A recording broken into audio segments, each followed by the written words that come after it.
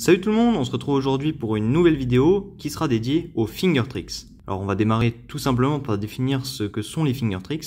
Si on traduit, ça vient de l'anglais, et ça veut dire tour de doigt, si on traduit littéralement. Bon, c'est pas très évocateur, donc je vais vous le définir simplement. En fait, les finger tricks, c'est le fait d'utiliser certains doigts pour tourner les tranches du cube, plutôt que d'utiliser, comme on le fait quand on débute, la main complète. Ça nous permettra comme ça de gagner en vitesse et en efficacité. Je tiens à noter avant qu'on commence que cette vidéo est une sorte d'initiation aux finger tricks, donc ça sera à destination plutôt des débutants, voire intermédiaires, bref des personnes qui ont appris à résoudre le Rubik's Cube il n'y a pas très longtemps. Pour le tutoriel, je n'aurai pas d'autre choix que d'utiliser les notations internationales pour nommer les mouvements, puisque sinon ce serait complètement impossible de pouvoir communiquer, on va dire, sur les mouvements et savoir de quoi on parle. Mais je vais essayer aussi de donner les équivalents en français pour que ce soit plus clair pour ceux qui ne maîtrisent pas le codage. Je ne peux que inviter les personnes qui ne maîtrisent pas encore les notations à aller voir notre tutoriel pour pouvoir avoir quelques notions là-dessus. Même si vous ne maîtrisez pas encore parfaitement les notations, ça vous aidera tout simplement. Un autre point important aussi, pour que les explications de la vidéo soient plus faciles à mettre en œuvre pour vous, je vous conseille d'avoir un cube de vitesse. Je vous mets quelques liens dans la description si vous avez encore un Rubik's Cube de la marque officielle par exemple, ou un cube qui bloque beaucoup, parce que c'est vrai que c'est beaucoup plus compliqué d'utiliser simplement un doigt avec un cube soit qui bloque, soit qui est vraiment très difficile à tourner. On rentre donc dans le vif du sujet avec les deux premiers mouvements qui sont probablement les plus simples. C'est les mouvements de la tranche R, donc à droite, et de la tranche L à gauche. Ces mouvements sont vraiment très simples, comme je le disais, puisque initialement, on peut prendre notre cube comme ceci. En détail, ça donne les 2 pouces à l'avant. Ici, à l'arrière, vous avez index majeur et annulaire. Grossièrement, c'est un doigt sur chacune des tranches. Donc ça, pour les deux mains. Et en dessous, de temps en temps, j'utilise l'auriculaire pour stabiliser en fonction des algorithmes. Donc il faut savoir que cette position, je l'adapte en fonction des mouvements que je suis en train de faire. C'est-à-dire que parfois, l'index va passer au-dessus, par exemple quand je fais le mouvement R, et qu'il y a un certain enchaînement à faire derrière. Aussi, il faut savoir que ça, c'est la position que j'utilise et qui est confortable pour moi, mais vous verrez qu'au fur et à mesure, vous développerez vos propres techniques, et que vos techniques ne sont pas meilleures ou moins bonnes, c'est juste qu'il faut vraiment trouver les choses qui vont bien pour le style de cubing qu'on a. Et donc, ça nous permet d'avoir les mains qui sont déjà en train d'attraper ces tranches, on va dire. Et donc, si on veut faire un mouvement R à droite, eh bien, il suffit de lever, en fait, comme ceci. Donc, ça, c'est... Il n'y a pas un seul doigt qui marche pour ces mouvements-là. Donc, R', quand c'est dans le sens inverse des aiguilles d'une montre. Et ici, pareil, L', ou L, quand c'est dans le sens des aiguilles d'une montre. Pour le moment, rien de très technique, mais gardez en tête qu'on évitera de faire les mouvements, par exemple, avec un doigt sur les tranches du côté, parce qu'on pourrait être tenté de penser ça au début, mais non. Simplement la main, ça suffit. On va passer à un deuxième mouvement, qui est un petit peu plus compliqué à mettre en place, mais au fur et à mesure du temps, ça deviendra un automatisme. C'est le mouvement de la tranche du haut, donc U. Donc ça, il faut le faire avec l'index. C'est très important. Les index, ils sont placés ici à l'arrière. Donc pour faire le mouvement U, c'est-à-dire dans le sens des aiguilles d'une montre, il suffit d'utiliser ici notre index droit à l'arrière et de pousser comme ceci. Voilà. Donc voilà, et au fur et à mesure, ça deviendra de plus en plus rapide et automatique. Et pour le mouvement inverse, donc le U', on utilisera l'index gauche. Donc le mouvement est très similaire en fait. On passe au prochain mouvement qui sera le mouvement F, donc pour la face avant. Ici, il y a deux possibilités en fonction de comment sont placées vos mains et en fonction des algorithmes. Ça varie, je vous laisserai essayer par vous-même et voir ce qui va le mieux en fonction de l'algorithme que vous êtes en train d'effectuer. Alors, vous avez soit la possibilité d'utiliser l'index. Vous pourrez faire... En fait, ça ressemblera beaucoup au mouvement U que vous avez fait juste avant. Mais en fait, vous allez déplacer votre main et faire comme ceci. Voilà, ça c'est le mouvement F dans le sens des aiguilles d'une montre. Donc soit vous le faites comme ça, soit vous pouvez aussi le faire avec le pouce gauche. C'est-à-dire que vous allez, avec le pouce, pousser la tranche comme ceci. Voilà, ça c'est un F. Et donc vous en doutez bien, pour le F', ça sera la même chose, mais avec les doigts de l'autre main. Donc soit avec l'index gauche cette fois, en faisant comme le U', que je vous ai montré juste avant, mais comme ça.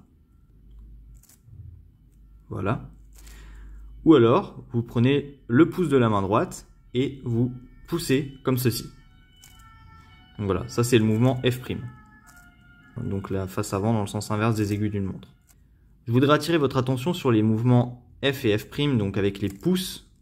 Ça paraît vraiment bizarre au début et pas intuitif, mais c'est des mouvements qui permettent de gagner pas mal de temps et dans certaines configurations, ils sont vraiment beaucoup plus simples à utiliser que ceux avec l'index. Donc je vous recommande vraiment d'essayer d'utiliser ces finger tricks et vous verrez à la fin dans quelques exemples que je vous montrerai que ça peut vraiment aller très vite. On passe à notre avant-dernier mouvement qui est le mouvement D, donc le mouvement down, la face du bas. Ici, on va utiliser notre annulaire puisqu'il est placé quand on tient normalement le cube comme ça, ici, là déjà sur les faces du bas.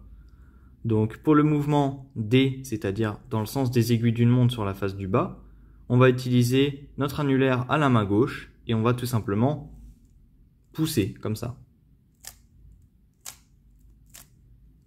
C'est un mouvement qui est pas facile à avoir, mais au fur et à mesure du temps, vous verrez que ça vient. Et pour le mouvement D', c'est tout bêtement le même, mais avec l'autre doigt.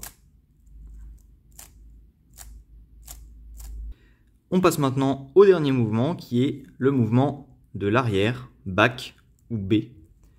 Pour ce mouvement, il n'y a pas grand chose de nouveau puisque en fait, vous avez deux possibilités. Soit vous le faites comme le mouvement U, soit vous le faites comme le mouvement D en fonction de comment vous êtes positionné.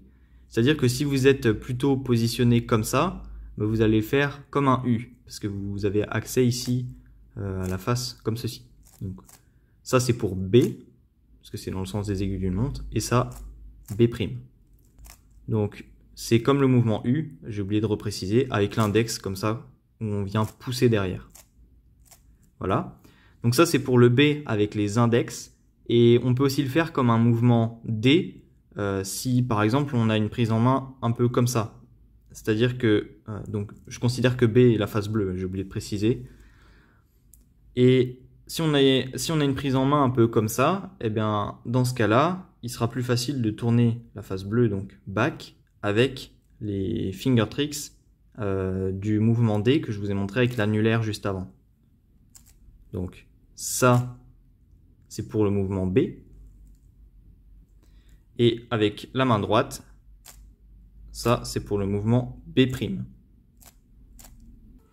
On va maintenant passer à des cas concrets pour avoir des applications des mouvements que je viens de vous montrer, parce que le but, c'est pas simplement de savoir les faire, mais de les mettre dans nos résolutions pour pouvoir gagner du temps avec.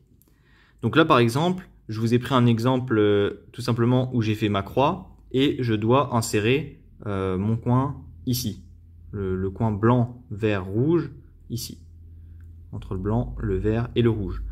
Donc ici, c'est un exemple d'application du mouvement R et du mouvement D, puisqu'on va faire l'algorithme de l'ascenseur que je vous avais montré dans le tuto débutant. Donc là, ici, tout simplement, vous allez descendre ici la tranche comme ça, avec le mouvement R', qui est un mouvement de base. Et ici, vous allez utiliser le finger trick, les finger tricks des mouvements D et D'. Donc là, en l'occurrence, ça sera un D', puisque ça sera avec l'annulaire ici. Donc comme ceci.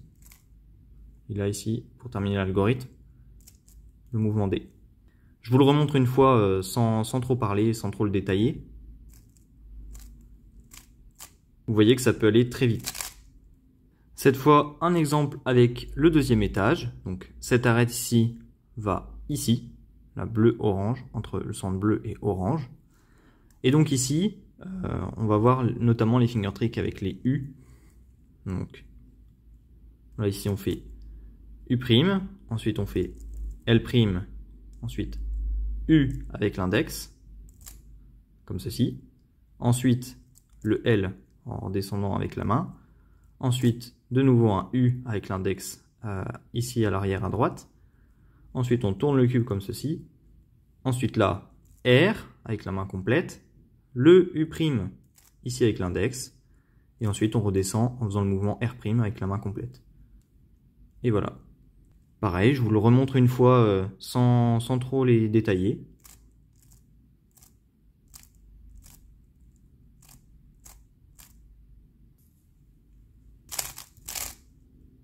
Maintenant, on va voir en application avec les mouvements F, avec l'algorithme de la ligne ici au niveau de la face jaune.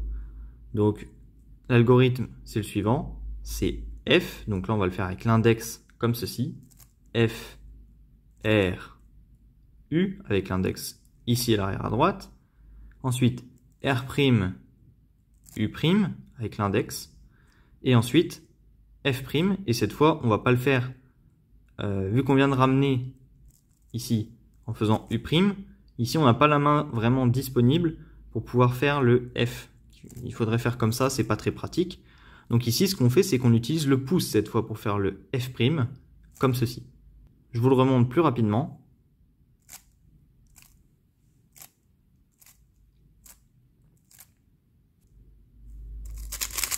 On va maintenant voir un dernier exemple que ceux qui ont suivi le tutoriel débutant sur notre chaîne connaissent. Pour les autres, pas d'inquiétude. L'idée ici, c'est pas d'apprendre cet algorithme si vous ne le connaissez pas, c'est simplement de regarder l'exemple et de comprendre ce que je fais. Comme ça, vous saurez le réappliquer dans vos résolutions. Donc, ça se situait au niveau de l'étape de la face jaune, où on plaçait les dernières pièces. Et dans le tutoriel débutant, j'avais appris à repérer deux coins qui sont bien placés. Donc vous voyez que les deux coins ici sont de la même couleur. On a deux coins orange. Et on venait les placer, en fait, par-dessus ce qui était déjà formé, donc les deux premiers étages. Et on avait des colonnes comme ça. Et une fois qu'on avait repéré ces deux coins qui étaient bien au-dessus de ce qu'on avait formé, on les plaçait à l'arrière, comme ceci. Donc en fait, c'est comme si on plaçait les deux coins à échanger devant, et on faisait l'algorithme suivant. Donc je vous le montre directement avec les finger tricks. Donc on baissait la tranche de droite, ensuite on venait prendre notre cube un petit peu comme ça, pour que ce soit plus simple pour la suite. Donc ensuite on faisait un mouvement de la tranche du haut, comme ceci, avec l'index droit. Ensuite on descendait de nouveau la tranche de droite. Ici on devait faire deux mouvements de la tranche arrière. Mais vu qu'on a pris notre cube comme ceci, la tranche arrière en fait c'est celle qui est là. Donc on va le faire comme un mouvement de la tranche du bas. Donc ici avec l'annulaire on va faire comme ceci.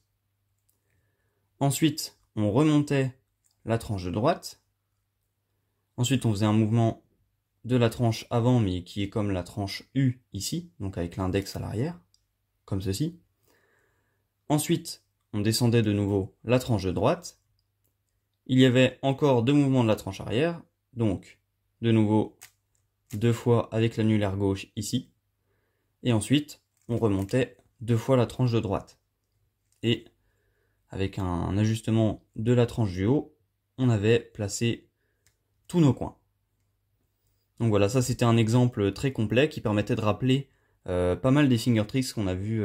Donc je pensais que c'était intéressant de le montrer, même si je sais que certains ne connaissent pas cet algorithme. Voilà, c'est la fin de ce tutoriel sur les finger tricks, cette initiation aux finger tricks. J'espère que c'était assez clair et que ça vous permettra de développer cette technique qui vous fera gagner sans doute pas mal de temps.